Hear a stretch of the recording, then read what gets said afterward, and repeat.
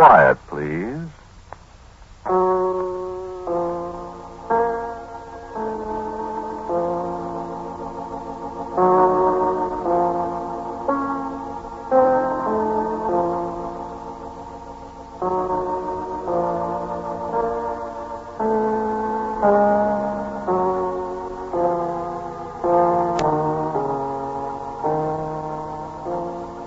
The Mutual Broadcasting System presents Quiet, Please, which is written and directed by Willis Cooper, and which features Ernest Chappell.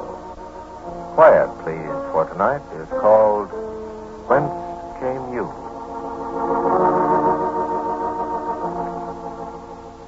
I came from Jerusalem. I've traveled east a good deal in the last 20-odd years, and I flatter myself that I know my way around. So when I got off the plane at Cairo, I didn't start for the camp right away as a good storybook archaeologist would have done. I made a beeline for Shepherd's in the room I'd left a couple of days before when I went to Jerusalem. A bath, a gin and tonic, and a large batch of mail from the States. What more can a man ask? In Cairo on a hot night? But of course it was too good to last. Just gonna let him knock. Hey, Austin, wake up. Now, who the... Hey, it's Dave Feldman. Dave Feldman? Hey! Hi, Austin. We guys from State and Matters. Well, I'll be darned. Come on in. What are you doing here? What do you got there? I do get around, don't I? This is gin and tonic. How are you? Well, I'm fine, but come in. Well, sit down.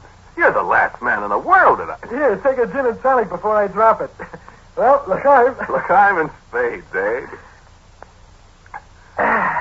By golly, I'm glad to see you, boy. I'm glad to see you. I've been looking here for 3 days waiting for you to come back.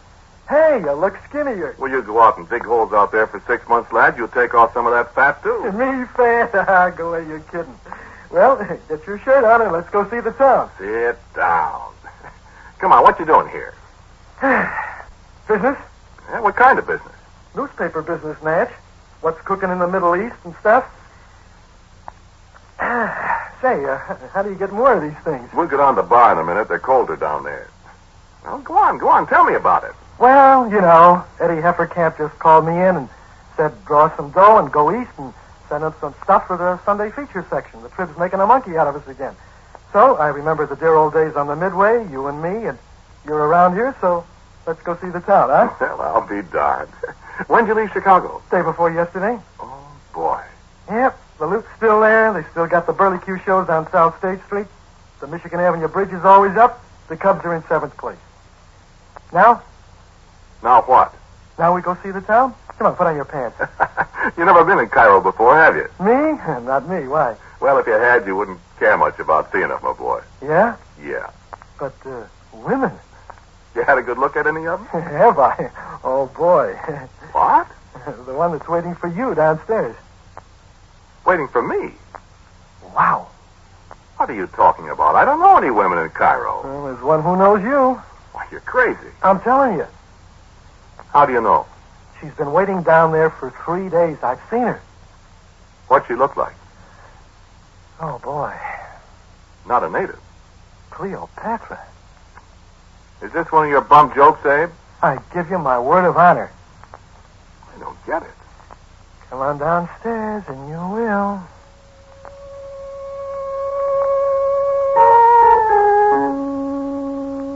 So we went downstairs. British colonels, American traveling salesmen, Egyptian army officers. A thief or two, a bevy of the ugliest women in the world. And I don't see any woman waiting for me. There. By the door to the bar. And I looked. And there by the door stood the one most beautiful woman I have ever seen in all my life. She was no Egyptian native. She might have descended from one of the marvelously lifelike paintings of a queen of the Hathor dynasty that I'd seen on the walls of tombs 2,000 years old. How can I describe her? I see her eyes were black. Her hair was black and cut in the manner remind her of the days of the shepherd kings that ruled the valley of the Nile 1,000 years before the pyramids were built. Red lips that smiled at me slowly. I felt my knees tremble as she looked into my eyes. Come on, let's go ask her if she's got a friend. And when I looked back at her, where'd she go?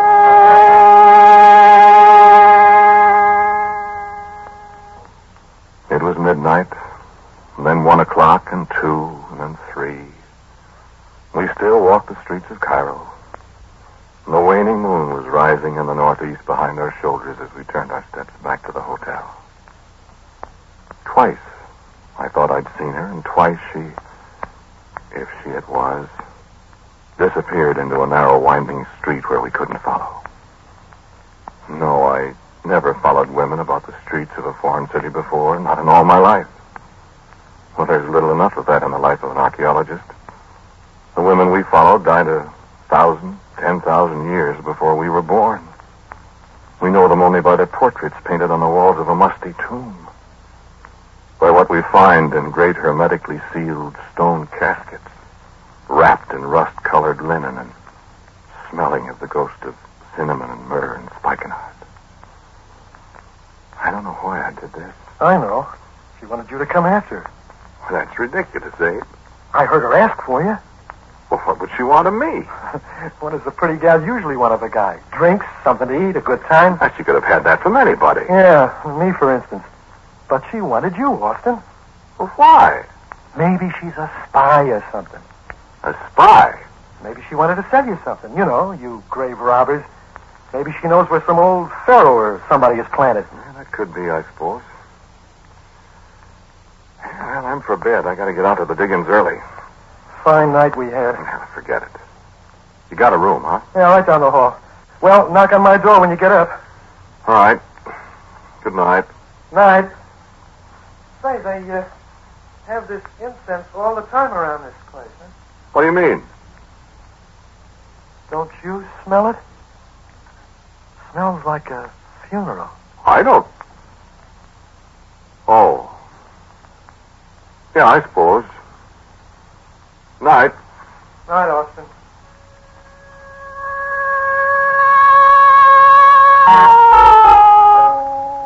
I could have told him what the incense was. I've smelled cinnamon and myrrh and spikenard too often not to recognize it instantly. When I opened the door to my room, the smell was almost overpowering, used as I am to the funeral spices of ancient Egyptian tombs. No, I'm not going to tell you that a beautiful Egyptian princess of the days of Hyksos was waiting for me in the darkness. This isn't a ghost story. It's a true story. There wasn't anyone in the room. I turned on the lights, opened the window. There wasn't anyone in the room. So I went to bed, dreamed about sailing on Lake Michigan. The storm came up and the thunder crashed. And I was scared to death. Then I woke up and the thunder was the servant knocking on my door, bringing me my morning cup of tea.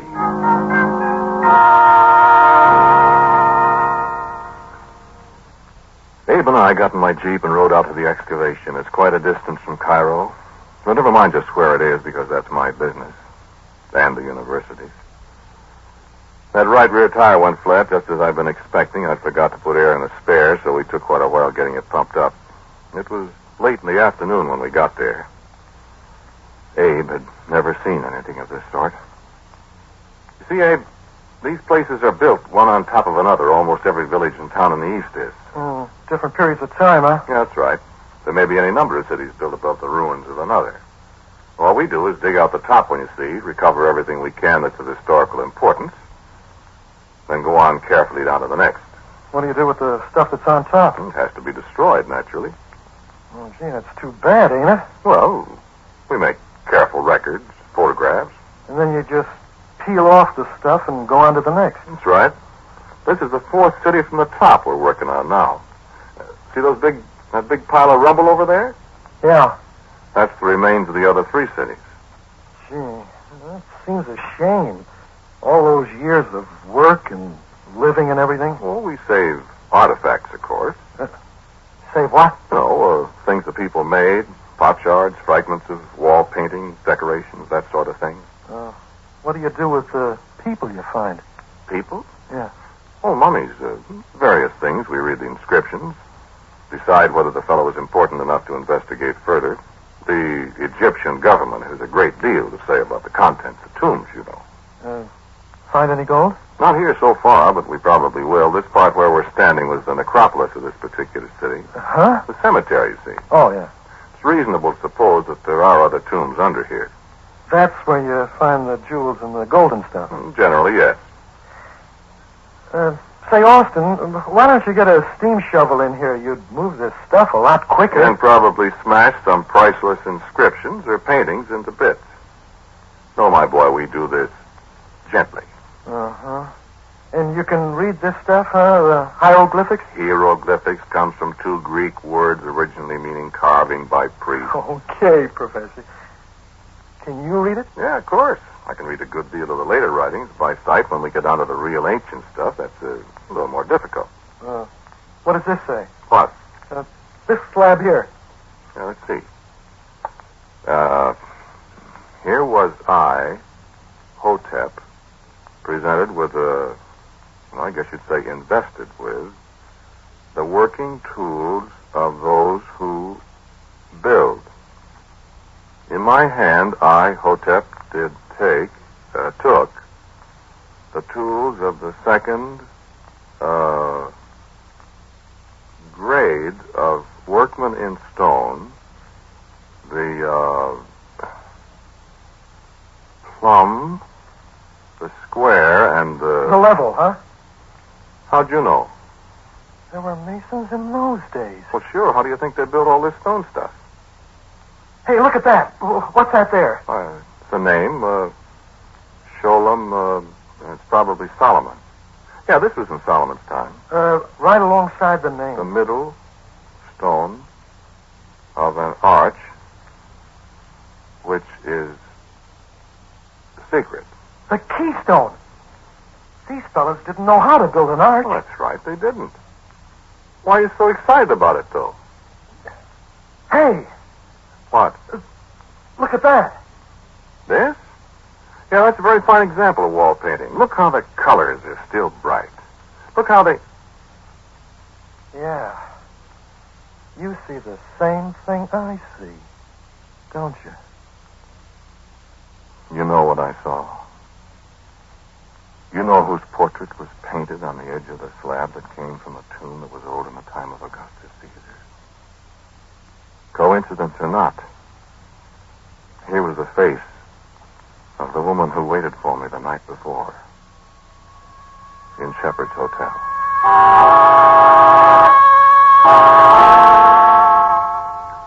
It's amazing how racial characteristics persist through centuries in Egypt. I have seen Egyptian men who might have been Tutankhamun's own brother.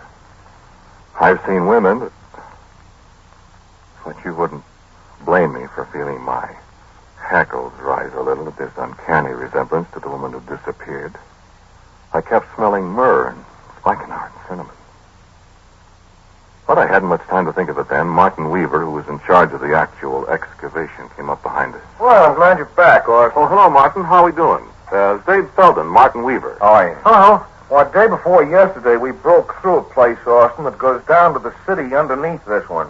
You did? Yeah, one of the workmen found a big sandstone slab, and we cleared it away completely. I've got the big shears rigged over it now, and I thought we'd wait till you got here to lift the slab.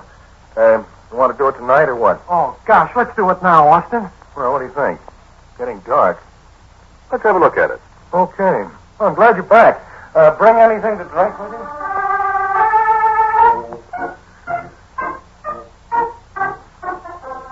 We walked half a mile. There was a little clearing at one corner of the necropolis, and the beams of the shears stood stark against the darkening sky. There was something elemental, something deathly about them. Not an archaeologist's job to be sentimental or superstitious. None of us would stay on the job very long if we were. But the half-inch steel cable was attached to a block of stone that was the only thing that separated us from something that happened perhaps 40 centuries ago. And, well, there are times when a man's entitled to shiver a little in the wind that rises over the desert at sunset. Abe was beside himself with excitement. Let's pull it up, Austin. Go on, let's pull it up, huh? Go ahead, Martin. Okay. Glad we got the engine. That slab weighs about 70 tons. Go ahead.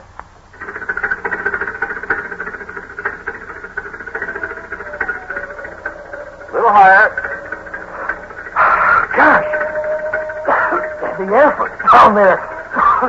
That air you're breathing, Abe, was breathed by pharaohs long before Moses led his people out of this country. Gee. Okay, hold it, Martin. Right. You going down there, Austin? Tomorrow. Oh, not now? No, it's late. Oh, gee, I'd like to go down there. We will in the morning. How is it? Let's take your flashlight. Yeah. Mummy case, some wall paintings. Let me see. Take the flashlight. Oh, boy. It isn't far down there. I'm going to jump down. No, wait. Don't do that. I'll be all right. Now, don't go running all over that place, tracking it up, Abe. I won't, boy. It's dark down here. Get a ladder, Martin. Yeah, okay. You hear me, Abe? I hear you. Throw me your flashlight. Doggone it, that's the last time you... Here. Now stand still. I'm standing still. Hey, Austin, What? the picture on the wall. What picture? Over here on the wall, darn it. I dropped the light. Well, stand still. Martin will be back in a minute with his light. Austin, What? there's something in here. Well, be careful. It might be a snake. No, it ain't a snake. Abe. Abe, what happened? Look out, Austin, look out, the slab!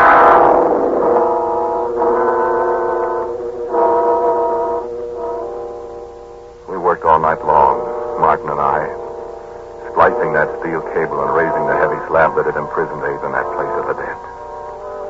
We had no hope, but what could we do? A miracle might have happened. There might have been a chink between the slab and the opening it covered, an opening through which a few breaths of air might have seeped into the tomb. The snake might not have bitten him. He might have killed it. So we told each other all through the night. The stubborn cable cut our hands and defied our every effort. The sun was just rising when we at last had made it fast, and Martin started the engine. We fastened the rope onto the cable, and we swung the great stone slab aside. I was down in the tomb almost before it had cleared the opening. It was too late. I nearly sickened as I called to Martin. He jumped down, too. Oh, my good...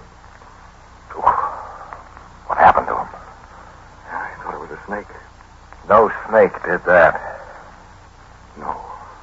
I saw a pigeon once that a hawk had been at. We'd have been too late even if the slab hadn't fallen. Well... Austin. What? That mummy case. Was the cover off it last night when you looked down here? No. Why, Abe couldn't have. That lid weighs 10 tons. Then we looked down into the stone coffin. I hope I shall never see the like of that again. What is it? The mummy of a man. A tall man in a robe of gold cloth. Not wrapped in linen bindings, just a robe of gold cloth with strange symbols woven into the cloth. And his head. Not a man's head. The head of a hawk. No, not a mask. We looked carefully. A man with the head of a hawk. And the hawk's beak all dabbled with red. I didn't believe it either. It couldn't be. But it was. It was the father of all the Egyptian gods, Osiris. Osiris, the brother husband of Isis, the founder of the world's first empire. Osiris, who was murdered 16,000 years ago. And whose body was hidden by Isis, his wife, with a blasting curse on any who might find his tomb. It was impossible. It couldn't be. But there it was. And Martin and I and the dead man were there in his tomb with him. And the curse hung heavy in the musty air around us.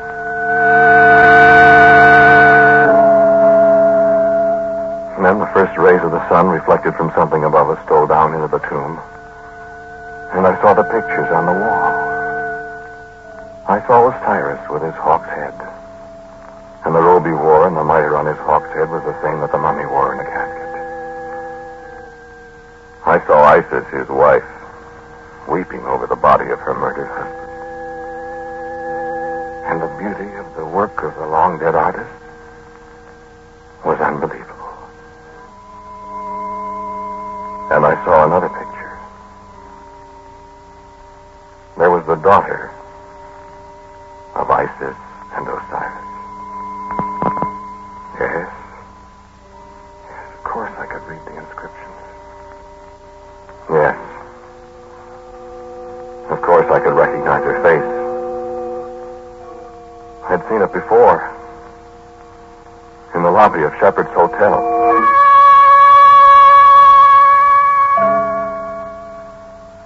And the inscriptions on the wall were terrifying. There were secrets there that men would give their lives to possess today.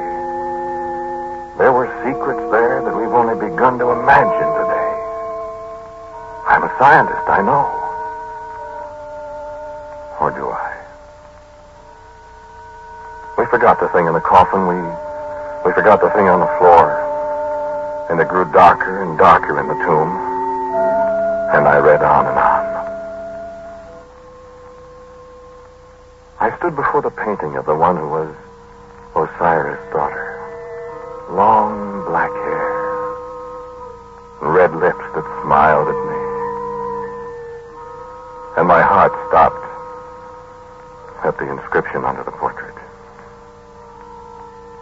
I read it over again. Be not afraid.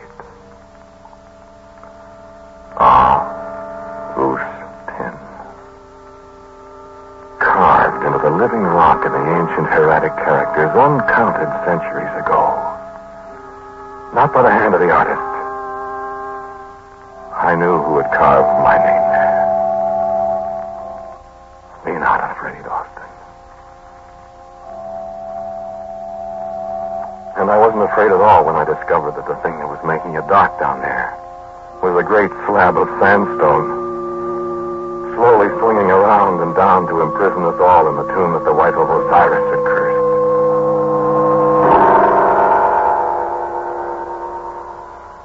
Martin Weaver was a very brave man. Martin Weaver didn't scream and cry in the heavy dark. Martin Weaver talked to me quietly.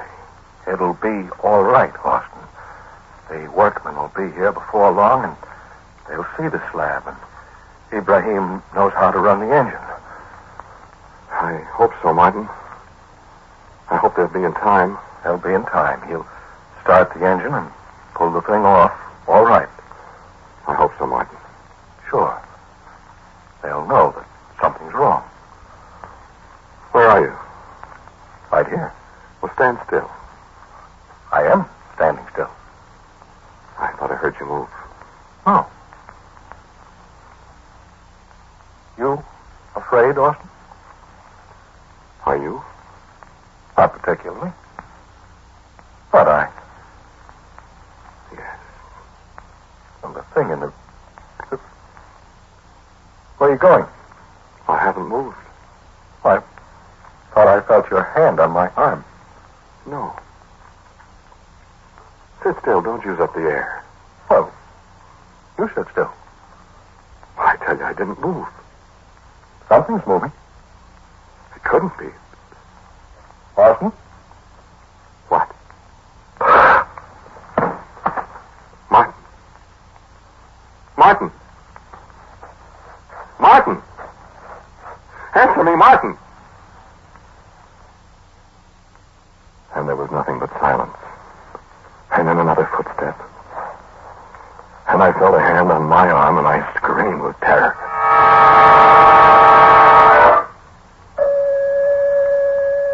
But it was a gentle hand, and it led me gently away from where I stood in the dark. And I followed. I hit my head on a solid stone wall. My feet dragged as I followed whoever it was through a door that I knew couldn't be there. And a voice breathed in my ear. Austin. And I smelled cinnamon and myrrh and spikenard. And I followed on. And soon there was a glimmering of light ahead of me, and I felt the hand release my arm, and I walked on toward the light. Then, in a little while, another little room hewn out of the solid rock, and the light burning. A little bronze lamp at the head of a mummy case of lacquered painted wood. And the portrait image on the lid of the sarcophagus. The same face. A smile. And I came closer to read the inscription I knew would be there. An inscription put there so many, many years ago. I have freed you, Austin. Now free me. My hand went to the fastening of the lid when I looked up to the wall above. The portrait again. But with a difference. The same costume, the same jewelry, the same headdress. But the head was the head of a hawk. The head of Osiris' daughter. So I sit here, and the little bronze lamp is flickering low. No. I haven't opened the coffin. I'm afraid to.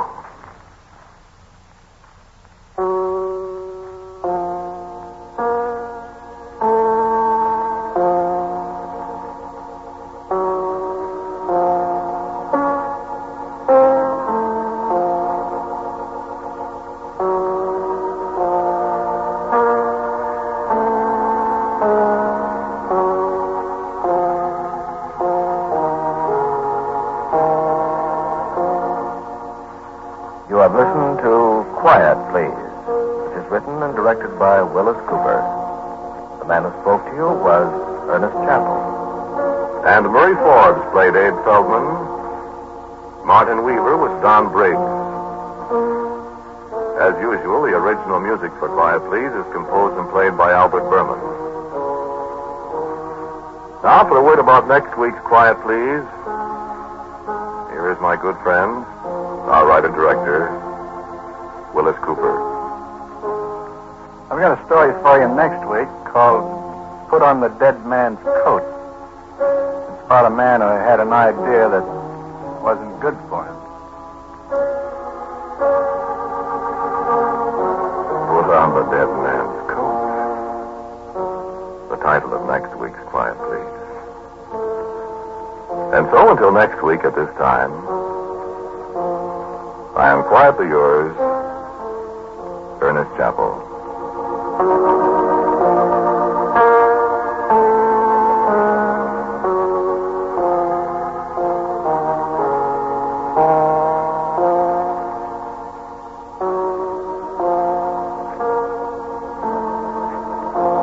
Quiet, Please comes to you from New York. This is the Mutual Broadcasting System.